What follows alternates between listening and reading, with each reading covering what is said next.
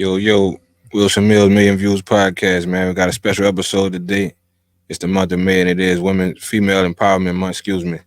Today we're gonna be acknowledging and honoring Dr. Quanna Batiste-Brown of UCLA Health. Um, waiting on the sister to join the stream right now. My corrections on the live, waiting on to join the stream. But while we're doing that, let's just get into a little bit of who Dr. Batiste-Brown is. You know what I'm saying? Dr. Quanna Batiste-Brown, the chief nursing officer of ambulatory care nursing at UCLA Health. She oversees 275 different nursing care clinics across the United States. Additionally, Dr. Brown serves as an associate professor at the prestigious UCLA School of Nursing, where she contributes to the DNP program by delivering lectures on the subjects of organizational and system leadership and disseminating scholarship. Recognized for her exceptional contributions to the field, Dr. Batiste-Brown, has received numerous accolades. I'm gonna list some of them. She has so many. You know what I'm saying? 2015 UCLA Health Directors Award, 2015 UCLA Healthy Work Environment Award, Ambulatory Nursing.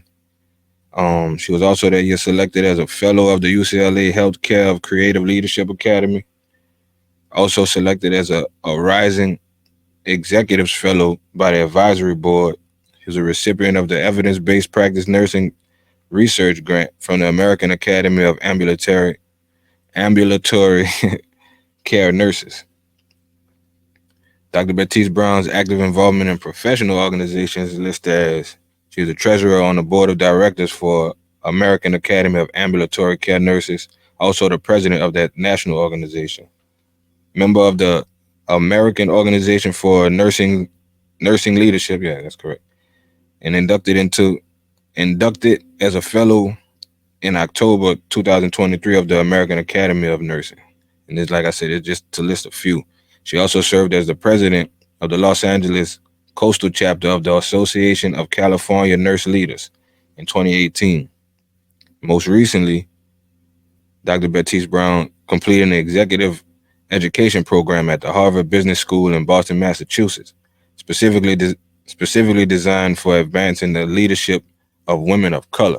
That falls under her activism. Like it's a lot of layers to Dr. Batiste-Brown, and she's a native of Bunch Village, my neighborhood that I grew up in, and like just to see the things that she accomplished. Like, so, you'll see a person rising in life. You keep tabs on people through family members that might be mutual friends of yourself, or what I'm saying.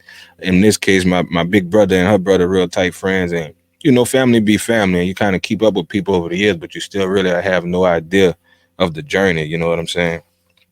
Driven by a passion for community outreach, Dr. Batiste-Brown initiated a collaboration between UCLA Health and a UCLA Extension to establish a medical assistant program. This program has served as a valuable resource in bridging healthcare gaps and promoting quality care, graduating more than 100 medical assistants, phlebotomists, some of whom have gone on to nursing school, medical school, and physician assistant programs in elite schools such as the Johns Hopkins, which is major. Of the activism, demonstrating her commitment to making a difference, Dr. Batiste-Brown presently serves on a task force with the American Nurse Association of California, striving to combat racism in the healthcare industry. Her efforts involve the development of educational initiatives aimed at empowering nursing professionals to become catalysts for change and eradicate health disparities. In recognition of her significant contributions in this area, Dr. Batiste-Brown was recently honored with the ANA California Health Policy Award in 2021. Dr. Batiste-Brown continues this work, focusing now on racism in schools of nursing. Through her extensive educational background, exceptional leadership skills, and unwavering dedication to the community, Dr. Batiste-Brown continues to elevate the nursing profession, inspires others, and makes a positive impact on healthcare as a whole. And that's major, bro.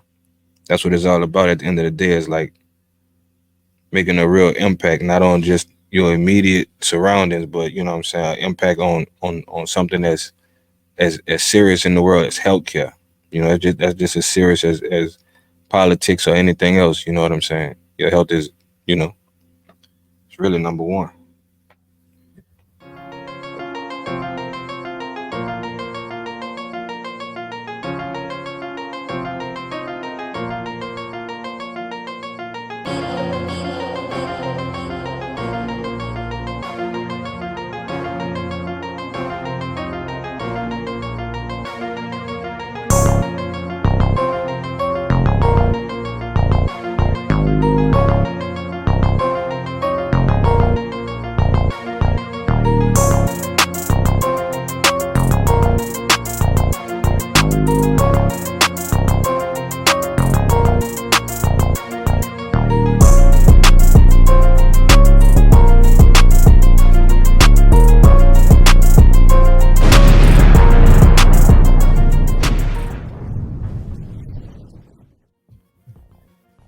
All right, the doc has joined us.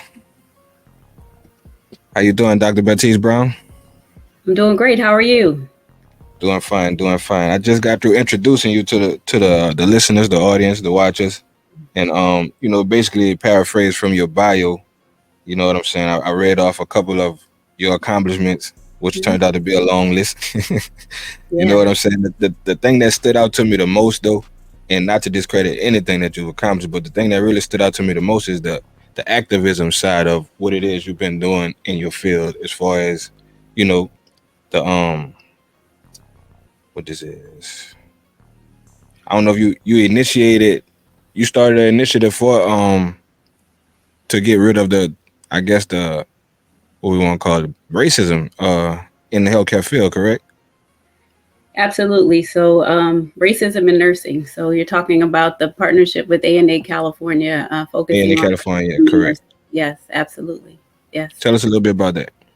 So racism is something that has existed ever since slaves were brought over from the continent of Africa to North America to be able to work, to create and build America as we know it.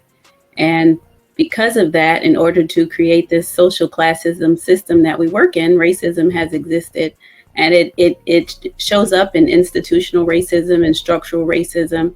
And it also shows up in this microcosm of nursing in the profession that I work.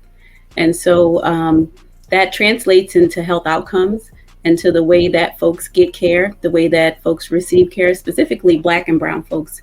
So, and also the way that folks are allowed to enter into the field of nursing. So to stop perpetuating racism, to improve the experiences of all people, to ensure that we have equitable care. I've worked leading a task force on eradicating racism in nursing. That starts with an assessment where nurses are taking an assessment, really just understanding themselves, understanding their organization, where racism exists, and how to create an action plan to eliminate it. How does one go about? Okay, you work your way through your field. You started as a CNA, correct?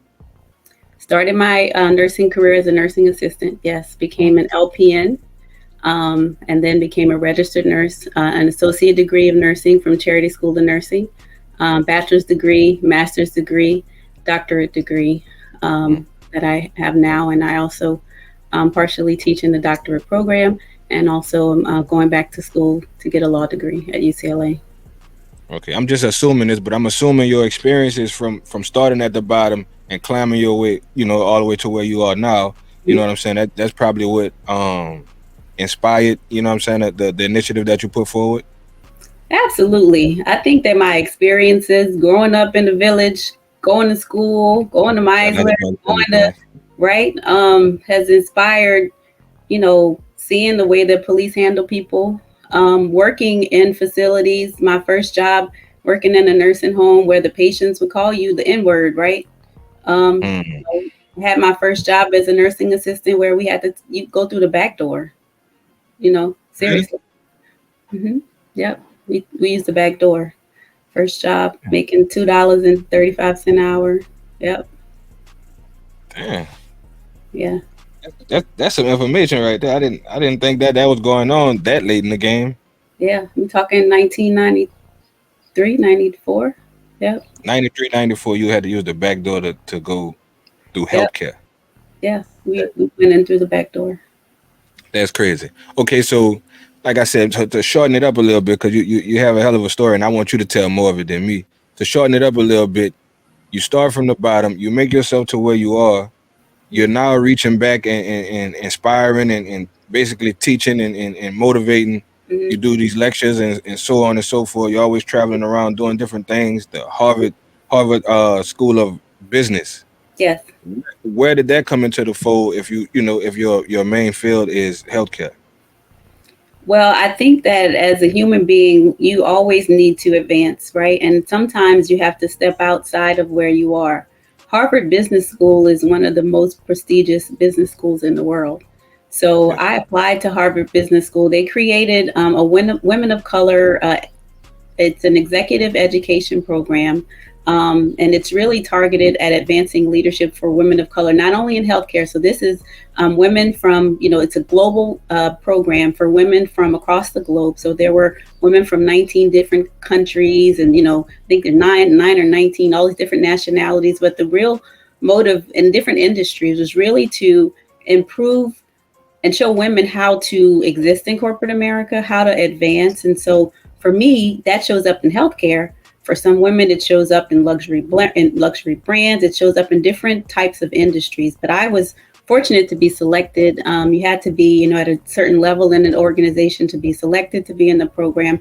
But it really united me with other women in leadership positions across, the globe, and really made me feel like I'm not the only one. Sometimes, as a woman of color or Black woman, you can feel like the only one when you're in smaller circles as you reach, the Right. pinnacle of your career. So to be able to unite and to network across something like that at Harvard, I stayed in a dorm at Harvard. It was a really great experience. Okay. That's that is major. Like that alone, like your story alone is the reason why we selected you for this. 2 years ago, when we honored your brother, Pastor Peter Yes, Batiste, yes, we was acknowledging him on his journey, yes, on his transformation in life, and what the Most High is doing with him. You know what I'm saying? Peter, one of those guys. As soon as he came home, I automatically saw that difference in him, because Rabbit, he was a leader, he was an influencer of people around him. So when he came back home and he was influencing us in the right direction, now yes. that was major to see that. And I said that to say, like, I know where y'all came from. I'm from Bunch Village, right? So let's get into these questions, right? Born and raised in Bunch Village. What Not only what was that like for you, but what does that mean to you today? What was that like for me? I think being from where we're from, you don't really know when you're going through it what it is until you look back, right? Looking back on it, Okay. it's like, Right. wow. When I was going through it, I had no idea that, the people who lived on the other side of the tracks lived over there because their skin was different than our skin. I had no Right. idea that we lived in segregation, right? I had no idea that we had to get on a bus and go all the way to Meisler when there was a school that was in the neighborhood that they closed. Someone had the Correct. great idea that desegregation and busing was good, but it meant that if you missed the practice bus, you had to get on two buses to get back home. If you would, we were doing, I was doing pep rally, I'm doing all these different things. It just created a Right. condition that was harder for us, I think, and no one knew that. So I think looking back on it, we had a lot to work through. I grew up in the era, crack came into play, right? There was a lot Correct. of people who became addicted to crack cocaine, a lot of drugs that happened. It was just like I guess it was the perfect storm of everything that could possibly go wrong from Wrong. Right. from a child's perspective, and your parents trying to work through that. I was born in the 70s. My father went to St. Aug, my mother went to Riverdale. St. Aug was an all boys school.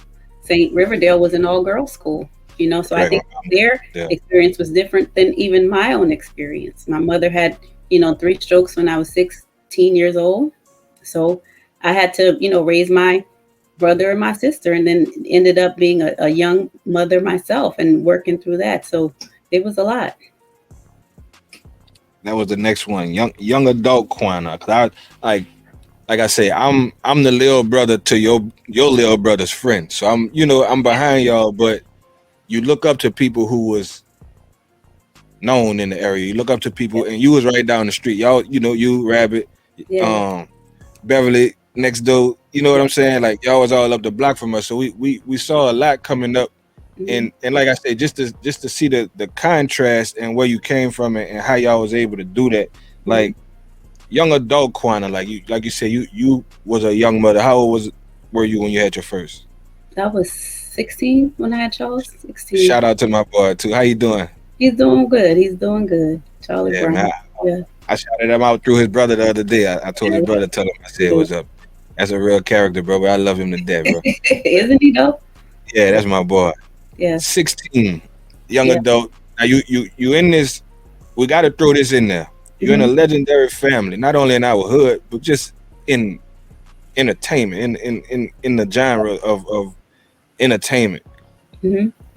Did that add pressure? Did that like what was Quanna's 16-year-old mind going into all these adult situations? Like you said, your mom went through what she went through. You had to kind of pick things up, and then you had your own. Yeah. And at 16, that's heavyweight. You know what I'm saying? So where were you I at think that time? that, looking back on it, I think it was like survival mode. I don't think if I've never been in the military, right? But I think it would be the equivalent of being at war, right? Where you are just really trying to survive. So I think that, my family being, in the entertainment business, all of that didn't even matter. I just really was trying to survive, and it was like take today and move to the next day. So not only, being a young mother, trying to figure out how to navigate, had to learn how to cook. At the age of 16, I didn't know how to cook. I had to learn how to cook. Had to, my next door neighbor was a lady named Miss Trotter. Mr. Trotter had a sweet shop. So his wife, Mrs. Trotter, I would ask her, how do I cook this? And she would say, just do it. I would call my grandma and ask her. So it was really just trying to survive and navigate and looking at, how people moved. My dad was a banker. He always also was working and just trying to, not really having any guidance. I think that from all of it, I was always very smart. So I think that what saved me was being gifted. I was identified as academically gifted in the third grade. So I had been bused from different schools. So I actually ended up going to a different school than Peter and Patrice. So Peter and my sister Patrice, they would go to one school. I would go to a different school. So they went to Bridgedale. I ended up going to Rudolph Mattis. They would go to Meisler. I ended up going to River to what was it, Roosevelt. So I was always going in a different path, and I think that's how I ended up on the path that I'm on now. But just looking back at it, my family always gave me the introduction to things that were beyond Bunch Village, right? So being able to go on stages, being able to perform. I always had this, it's almost like duality where you're living two different lives, right?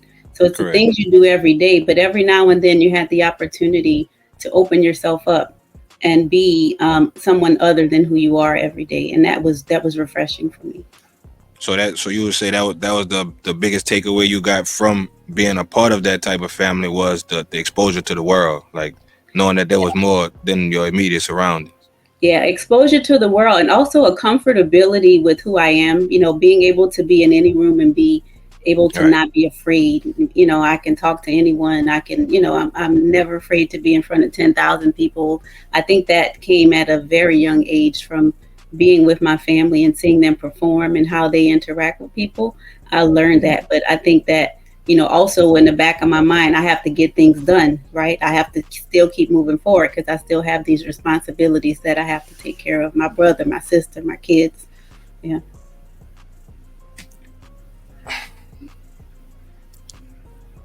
We grew up on Wilson Street, Bunch Village. You mentioned I'm gonna keep reiterating that part because people don't understand. Like, it was a small area, and it may not be what you seen on your episode of American Gangster or whatever the case may be. But it just may have well been. You know Yes. what I'm saying? Because and I was like I said, I come from a younger generation than you, so it was a lot more potent at that time when it first jumped off. Like, what was your experience with that? Like, how you navigated through that and survived it? I became like I think I'm incredibly street smart, and I'm Okay, more street smart than people know. It's because of that experience, that American gangster, that seeing it but not being it, if that makes sense. Like correct. able to be so up close to it but not touch it. It's like you see the fire, but you know it's going to burn you, so you don't put your hand in it, right? Correct. So it's just that, like I've been close enough to see it, and I've seen people touch it, and I've seen them get burnt, and I've seen them not come back from. Like, damn, I'm not going to do that because Damn that that. that looks bad. I'm not gonna go that way, Yeah, So I've seen it up close enough to know what not to do, but then it comes so close to you that you're like, shh, you're able and to learn from it still. I learned from it. And then I also think that it's just the grace of God. Like it's the grace of God that my life didn't go in that direction. It could have gone 9, 10, 12 different ways, but it's only by the grace of God that I was able to not turn out like some of the people that we know that were my next door neighbor, or the Correct. person across the street, that were my friends, people that we've all known that, like my friend Crystal Dandridge, Arthur's sister, she's not Shout with out us, to Crystal, man. Rest in right? peace. Like, I looked up to Crystal. She's one of the reasons why I wanted to be a nursing assistant. Yeah, Because she was a star in the neighborhood too. She yeah, was she was a light in the neighborhood too. Had a yeah, lot of love back there for sure. yeah. So there are people who are not with us anymore. Celeste, there are people that we know that, That's EJ and Corey's sister right, Celeste. Yeah, right. There right are off people Wilson Street right for off sure. Wilson Street. So there are people who that were in my life that are not here anymore that I watched, and I'm like, okay, what are Wow. you're still here? It must be for a reason. What are you gonna do with it? And that's So why. being blessed with these gifts, and one of your gifts obviously being able to foresee, like you know what I'm saying, being able to discern. Mhm. When did you know that you were going to be Dr. Quanna? Or when did you know that that was the pursuit you was on? I'm gonna say that. I will tell you this, and it's the God's honest truth. I never really woke up and said I want to be a doctor, right? Mhm. I just knew that there was something else I was supposed to do. And it's almost like you're in the middle of something and you see your next step and you just walk into it. Like it's like blind faith. I don't know if you've ever had blind faith, right? Correct. Like, okay, Definitely. I need to go left. It's not like my life is not planned out in that way, right? So I literally follow God's plan for me. If I would when I was living on Cumberland Street on the dump with my kids in that house that had when it rained, that tin roof that was, oh my goodness, there Yeah. was no way that I could have seen that, you know, working through the challenges of how am I going to get the next That's meal or crazy. the light bill paid or the rent, that I would be six-figure Dr. Quanna and living in LA, right? Mm. When I said I'm going to go to California, and everyone said, "You're not going to California," So it's like, how do you believe in yourself when no one else does? That's really the question, right? It's not even like being Dr. Quanna, because to me, I'm still growing. Like I'm going beyond. I'm going to law school. To me, I could Correct. see myself being like, you know, an advisor to the White House. That's why I Okay, see. I was about that was gonna be my I'm jumping all over the place because it's just so much. But medical, you tied the business into it, and that only makes sense. You know what I'm saying? Business always makes sense. You know what I'm saying? Law school, medical, law, business, tie those three together for like I say, for inspirational purposes, motivational purposes. Absolutely. So the work that I do is as chief nursing officer, I'm responsible for over 300 ambulatory clinics in Southern California at UCLA. So a lot of responsibility, policy, process, standards of care, making sure that people get good care, that it's safe, that folks understand what to do. A lot of that requires that you understand regulatory requirements, that you understand the law, that you're able to Oh, interpret the law, right? Healthcare is also a business. So it makes sense that I understand how to run a business, but it also makes sense that I understand health policy. When you talk about health inequity, right, you want to understand how did we get here? I think you should understand how to be able to interpret the law in order to be able to change it. So I think that marrying health policy, marrying a medical background with a law background only makes sense in order to make the biggest impact that I can in the world. okay. I want to ask you a quick question, right quick. This has nothing to do with your interview, but a quick question. Were you familiar with the Ralph J. Bunch Center for African American Studies at UCLA? Did you ever visit it? Guess what? Before I came here, I had no idea. Being from Bunch Village, I had no idea. That just tells you how small the world is when you are Right. in something. You don't know anything, right? You don't know that, like, Jesse Owens was at school here. There's like so many. I think that when we are from where we're from, Mm. you don't realize how big the world is, and you don't realize the reach, right? You don't That you realize can have, right. you can have, and you don't realize the connection. Like to be at UCLA with the Ralph J. Bunch Center, and I'm from Bunch Right. Village. Come And on now. I was doing homework. I'm actually working on the Bunch Village and Wilson Street documentary right now. Wow. And I would love to borrow some more of your time, later in a different setting. You know what I'm saying? If you could spare that time.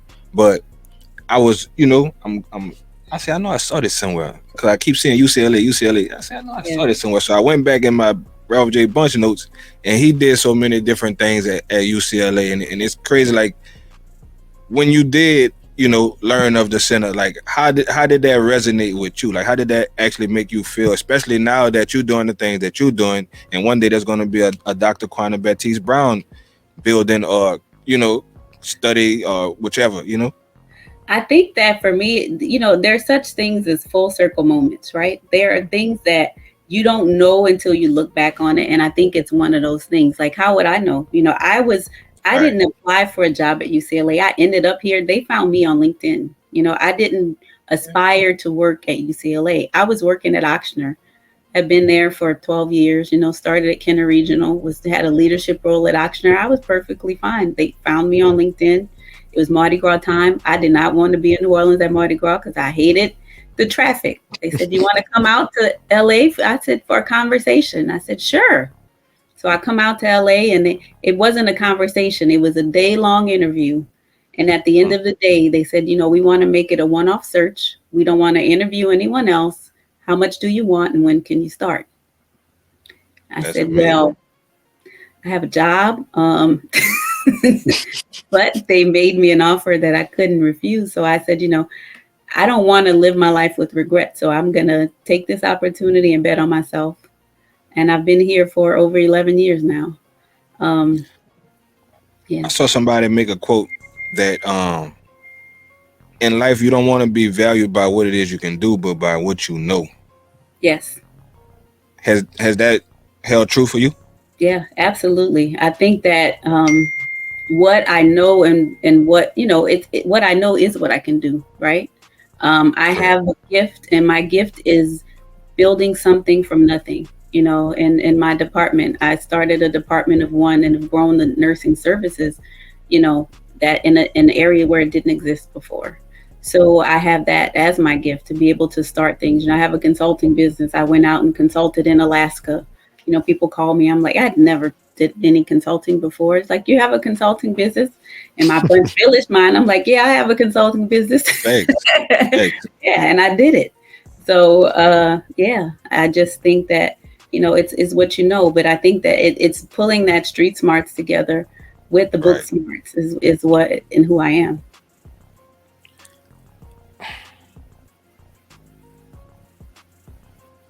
We have a big gap in between people like yourself and even people like myself. And when I say people like myself, I finally got on a track where I'm following my purpose. I'm, being more of a man about life, just to keep it short.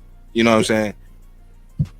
What's your advice to those young adults? Because in today's time, like graduation time right now, what I've been noticing is a lot of these kids they're going back to being scholars again. You know what I'm saying? I think that's a real good thing. What's your advice to these young ladies, who are making that decision from high school to, the next level, whether that be college or trade school or whichever, however they're going about it, especially those ones that have, that common struggle, I think that if you're going to go to college, you need to pick a profession that ends in a job. And I don't think you go to college thinking that you're going to figure out what you want to do. I think you figure out what you want to do and then you go to college. Then go, right? Because college is expensive, and it's an expensive way to think, right? So I think that you figure out what you want to do, You match up a job to it, and you also have to match that to your skill set. So if you don't know, I think you do shadowing, job shadowing over the summer.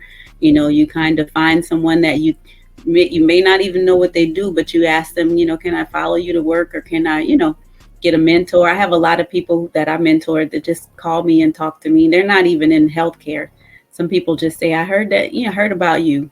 I at one point I was like, is my number or my email somewhere? Because lots of people, women and men, they just reach out to me, Right.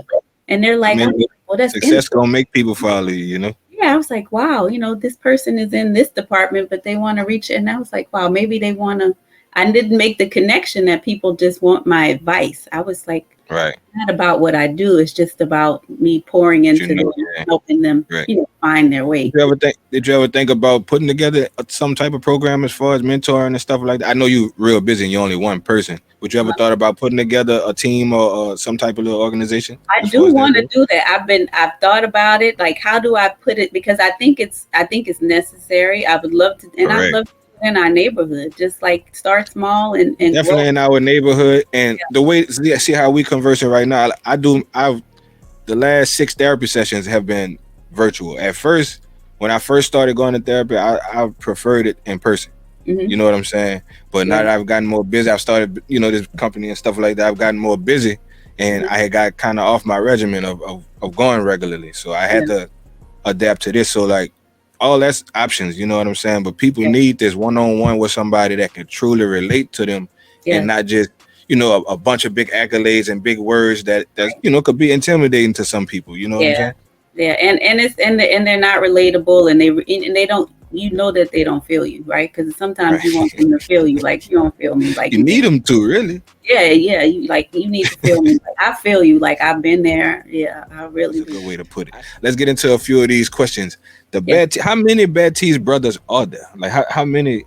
My grandmother had 7 sons, so it's 7 boys. Now, in the band, there's 4 boys in the band, 7 sons. Not all musicians. Okay, because it get confusing over the years. You see them all in pictures, and then you see them, the band. You see them doing individual performances and so on and so forth. Like, so what's so interesting is that in the band is 4. So it's my dad, Peter. He plays the keyboards. My uncle Michael, he plays the bass. My uncle Paul plays the guitar, and then my uncle David, he also plays the keyboard or the piano. Also in the band was my cousin Russ. He's my uncle David's son, so he's not a brother. David Jr., right? Yeah, David Jr. And then my cousin Damon, who played the bongos or the congas. So that's the band.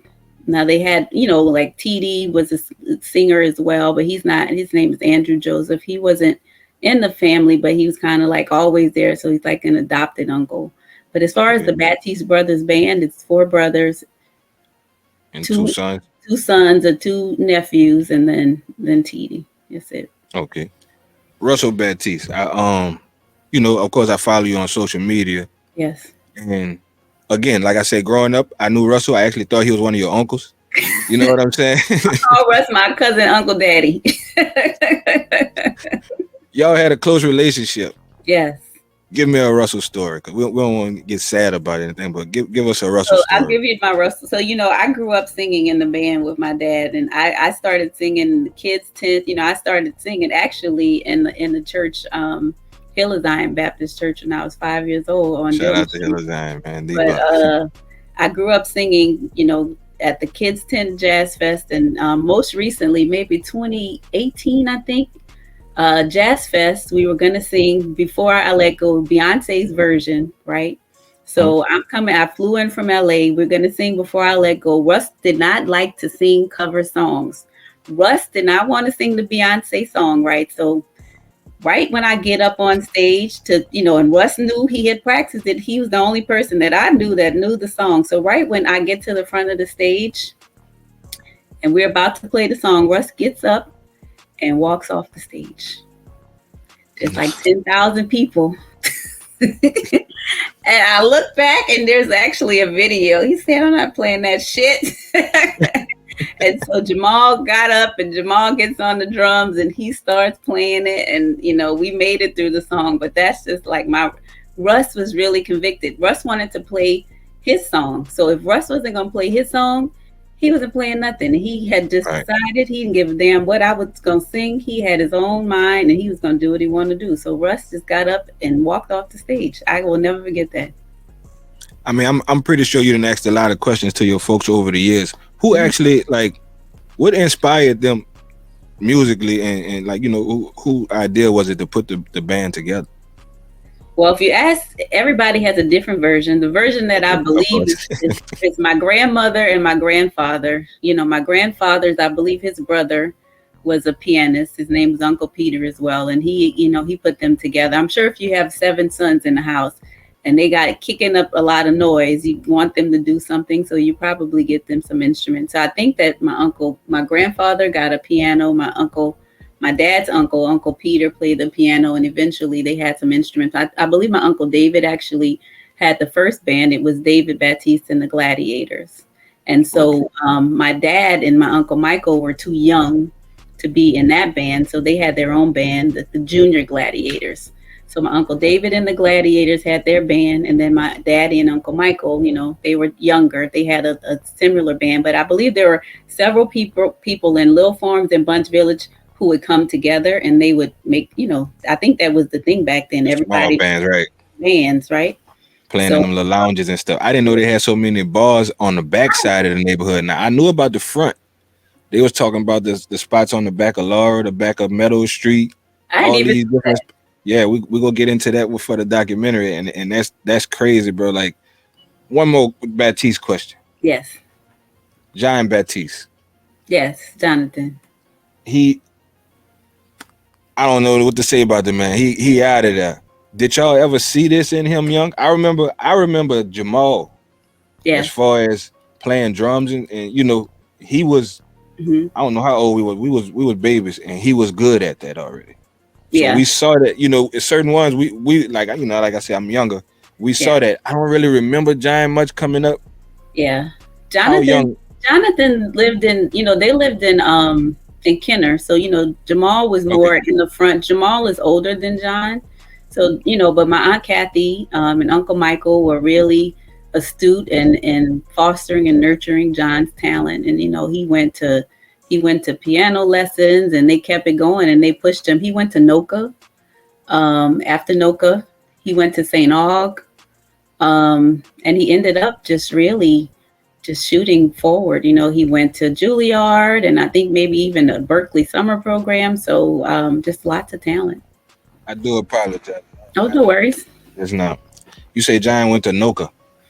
Yeah, he went to NOCA. He went to St. Aug and he went to NOCA. And then, I believe he did like summer programs and ended up going to Juilliard, but um, Jonathan, like, my cousin Travis and Jamal, they even had a song together when they were younger. It's like kids, they want to have fun. So, so I think this, like, all the kids in our family, being in that environment um, nurtures creativity. And John's just taking it to another level. Okay, we got somebody stopping in want to say hello to you. This one of the first rappers I met. You know what I'm Oh, saying? He from a talented family too. That's oh, the Peter Baptiste. How you doing, brother? Hey, sister, no, I had I was done telling it, the rabbit, brother. you the first rapper I met. I remember you and Bean was freestyling in the backyard, or either y'all putting a song together. Facts, big old facts. Say, Sammy, man, I just want to thank you for sharing your platform with my sister. I always tell her, share inspiration and her Big facts. testimony and her story definitely needs to be heard.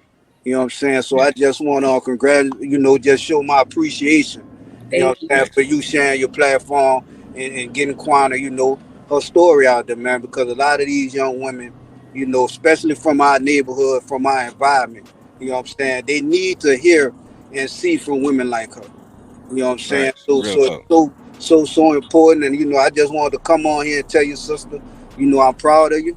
Oh, thank Um, you. I'm your biggest cheerleader. You Yes, know, and God has a lot more in store for you. thank you. Eyes Big haven't facts. seen, ears haven't heard what God Mm, has in store for you. All you have to do is continue. That's all you Oh, have to real. do, sis. Thank you, Peter. I love you. You know, I call you every day. I get on his nerves, Sammy. You don't even know. I get on his nerves. I might be busy, but I call my brother. What you don't know is me and Peter was in a rap group. Okay, give me that. Thanks. You started him off, right? We was in a rap. We really was in a rap group. Me, Peter, and Troy. Sure was. Okay. What was your rap name? Peter, what was our TMG? What was it, TMG? Thank TMG. That was a while ago, Sam. What was your rap name, Quanna? What was my rap game? Did I have a rap name, Peter? Probably a nickname, Quanna Bear.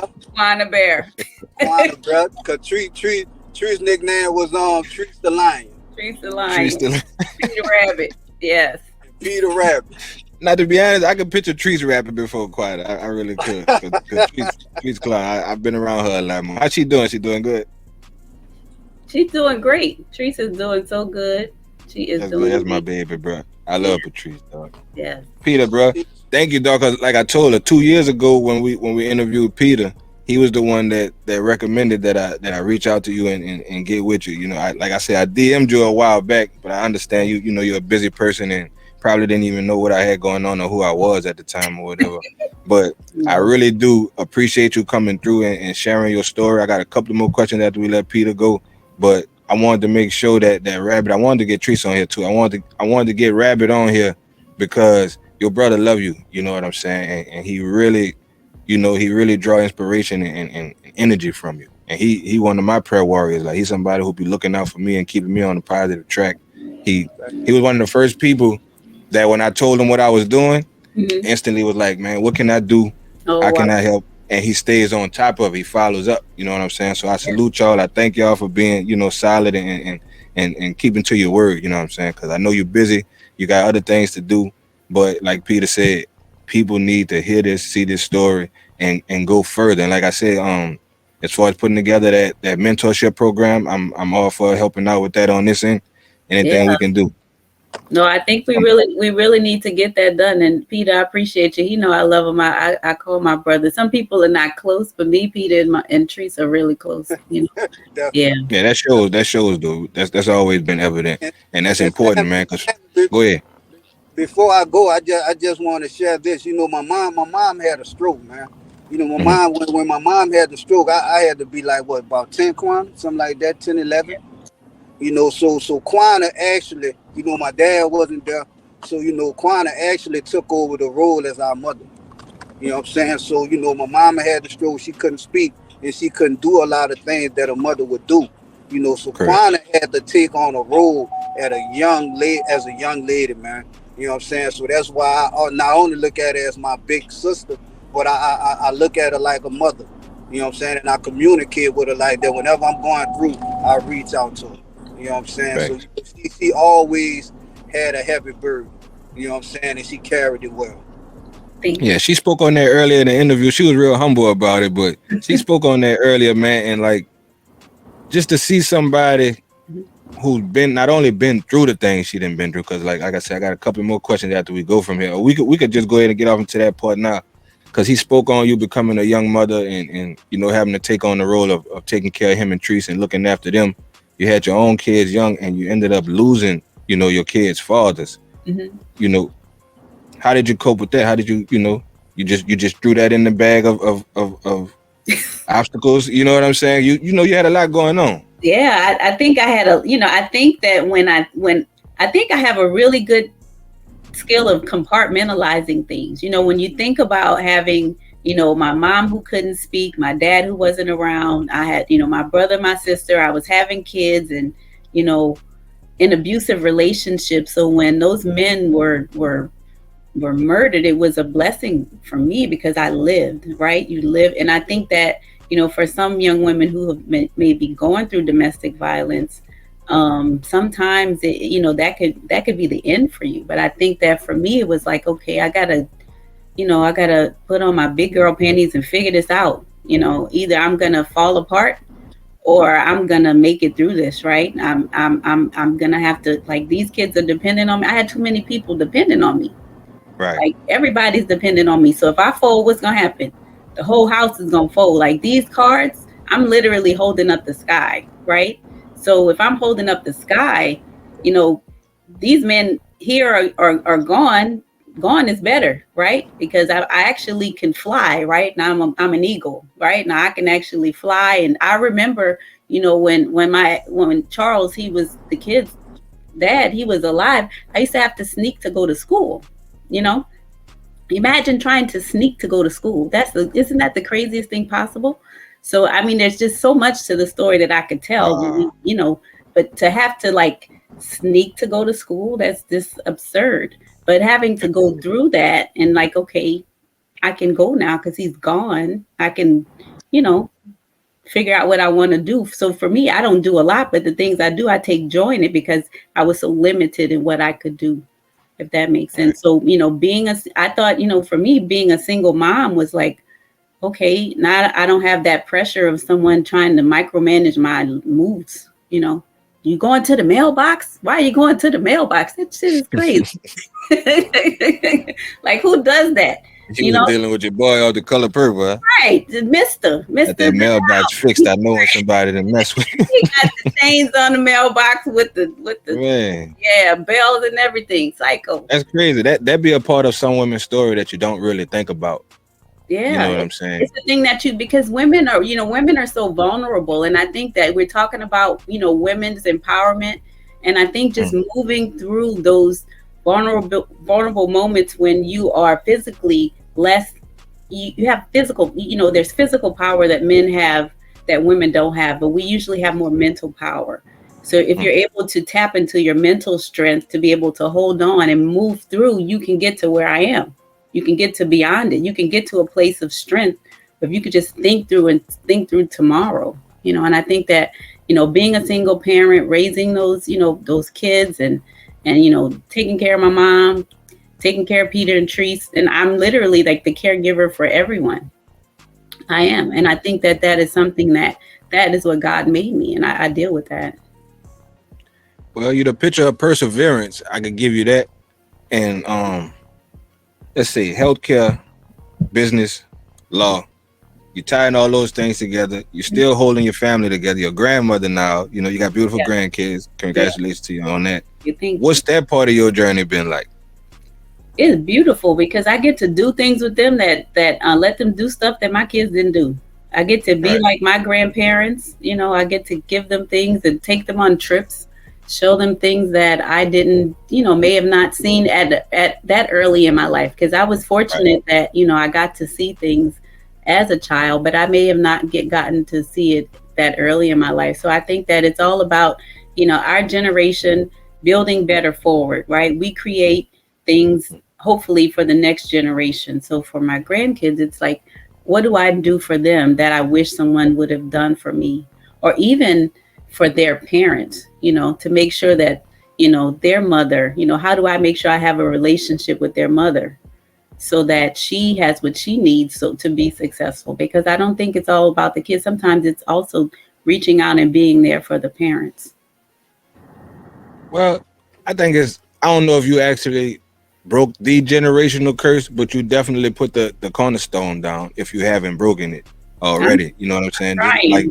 Just where you are mentally, let's put the accolades and finances aside. Like just the path that you on mentally and the type of things that you're able to teach, like you said, the younger ones that you weren't able to get at that particular age, that gives them that much of a leg up. I'm representing my little niece today. She out there, doing her thing, playing AAU basketball. Awesome. You know what I'm saying? Like, somebody had to remind me that the kids in my family got into basketball and stuff like that because that's what I was on. Like, I was decent in basketball. I had a few little things working for me coming out of high school, but things went left. I had a child young, made some grown up decisions where I really should have had a little help making them. You know what I'm saying? Things like that, and life went where it went. But I could see them already at a level mentally where they gonna be, light years ahead of us, right? If you follow what I'm saying, and that could be a form of breaking the generational curse as well. You might not be able to leave them millions, but you then started them on a different path that's gonna lead them to it. You know what I'm saying? Yeah. Do you feel like you have accomplished that? I actually do. My granddaughter Carson, the other day, she said, "Momo, I'm gonna be a doctor like you." There it is. The seed planted. You know what I'm saying? Out of the blue. And guess what? She's smart. She's reading. I Googled you, Mama. Look at this. She just, so advanced. But I think that just being able to see, it's all about what To you see and touch it. Yeah. see it, you can be it. If you can see it, you can be it. The things that I've accomplished, I didn't see. I was able to imagine it. I've created it, but I didn't see it. There's not a Quanna that I'm looking at saying, I want to follow her because she's doing it. So I'm actually creating the spaces that I walk into. No one looks like me. I'm creating the room. So that people who come behind me can say, okay, Quanna did it, so I can do it. So my granddaughter can say, Momo, I want to be a doctor like you, and people around me, right? My daughter's friends, they could say it. So I have those conversations. There's nobody like me that I could have that conversation with when I was her age. And if there was, they weren't coming to the village. They wasn't coming on Elm Street. It wasn't happening. Right. So there was nowhere to be found, huh? No, they wasn't coming on Elm Street talk about, hey kids. Well, let's do it like this. How can the people get, I don't want to add too many more people to your unofficial mentorship list, but how can people reach out to Dr. Quanna if, for whatever reason, if they just wanted to reach out to you, if they needed some advice, they was going through a trying moment or something like that and just needed somebody to reach out to, would you be open to that? Absolutely. I believe they should reach out to me. I think you can put my information, at least I think you have my Instagram. They can hit me up. Yeah, I'll tag it on the video. Yeah. Yeah, absolutely. I think that, God doesn't give you anything that you can't handle. And I think that we should do as much as we can because he's not going to give you more than you can bear. Right. And I think that if we need to create that mentorship, if we need to create the space, then we need to do it. And if there's a lot of people, then that gives us what we need to do. I've already talked to some people. One of my friends who wants to do a nonprofit, she's like, we need to create this company. So I'm open. I think that when God gives you a gift and you're a vessel, then he uses you. I see myself as a vessel. Right. These things are, my life is not my own. So I think that. I mean, I don't know where I could fit in that type of equation, but I'm here. Like I say, I'm willing because life at this moment for me is about making the complete change. Right. You know what I'm saying? Like you could change, your ways, you could change certain stuff, but if you don't make the complete change, and if you ain't paying something back, then you ain't really repented. You ain't really turned it around for real. You know what I'm saying? You on pause really. You know what I'm saying? So things like that, any type of outreach, any way I can help, like on Saturdays, I offer my studio to anybody 17 and under for free.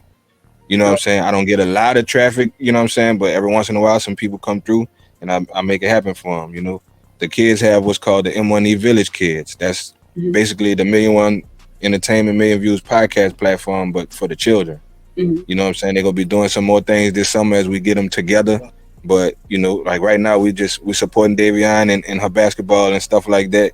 And anybody who's looking for a mentorship, anybody who's looking for just advice on how to fill out, certain applications to get yourself on the path that you're trying to go on, reach out to any one of these people that you see on this platform right here. We're here to help. You know what I'm saying? We represent our neighborhood, and it's time for a change in our neighborhood. Yep. And we all a part of that. You know what I'm saying? Pete, I'm going to be reaching out to you, brother. Quanna, I really thank you for coming through. Dr. Quanna Batiste-Brown of UCLA Health. What's next for you, Quanna, before I let you go? What could possibly be next for you? So what's next for me is law school starts in August. I'm very excited about that. I have a talk that I'll be doing for Becker's Healthcare in November in Chicago. And so, I'm also doing a fireside chat next week on Tuesday at 2 p.m. at UCLA School of Nursing. So Can we get a link for that? I'll have to see if there's a link. I'll check and see if they're going to live stream it, but I know it's an in-person. If there is a link, I'll send it to you. Okay. Yeah. But that is what's going on that I know of right now. But I'm always moving around and I'll be back in New Orleans in July for Essence. Very excited to be there for that. But always willing to offer help and happy that you invited me to this platform. It's important to me that we need to do this. We got to stop talking about it and be about it. So, can help. Okay. I have a life coach, King Fable out of Houston.